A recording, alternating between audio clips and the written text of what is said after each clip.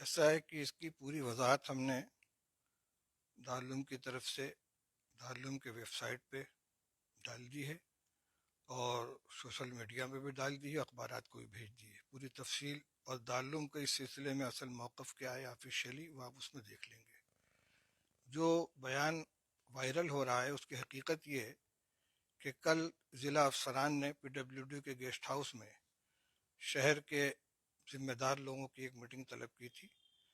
دیوبند میں جو پروٹیسٹ چل رہا ہے عیدگاہ کے اوپر، اور اس کو سامنے رکھ کر، اور دیوبند کے عام امن و امان اور یہاں کے قانون ویوستھا کو سامنے رکھ کر مشورے ہو رہے تھے. وہ ایک نجی مجلس تھی، مشورے کی میٹنگ تھی. اس میں ہم نے کوئی بیان نہیں دیا ہے. جس طرح میٹنگ میں لوگوں نے اپنی رائے رکھی ہے، میں نے بھی ایک رائے رکھی ہے، اور یہ وہی رائے تھی جو ہاؤس کے اندر تمام لوگوں کی طرف سے آئی تھی.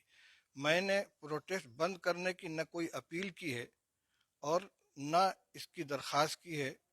البتہ جو رائے تھی وہ میں نے سامنے رکھ دی. اب اس کو بیان بنا کر اور ویڈیو کی شکل میں لا کر وائرل کر دینا، یہ غلط حرکت ہے.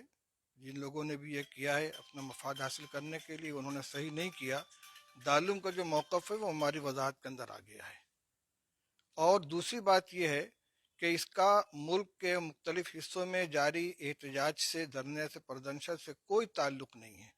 یہ صرف اور صرف دیوبند کے بارے میں مشورہ ہو رہا تھا، اور اس میں لوگوں نے اپنی رائے رکھی ہے.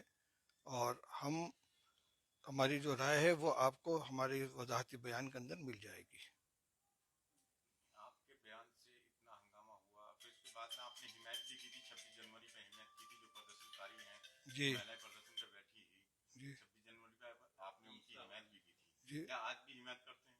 دیکھیے، ہم دارالعلوم دیوبند بحیثیت ادارہ اس سے الگ ہے، لیکن ہم جو حکومت کا رویہ ہے اور سی اے اور این آر سی کے سلسلے میں اب تک کی جو صورتحال ہے، ہم بھی اس سے مطمئن نہیں ہیں.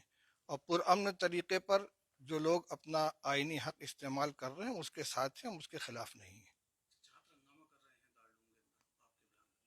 ٹھیک ہے، اساتذہ دیکھ رہے ہیں، اس کو سمجھ جائیں گے، وہ ان کو صورتحال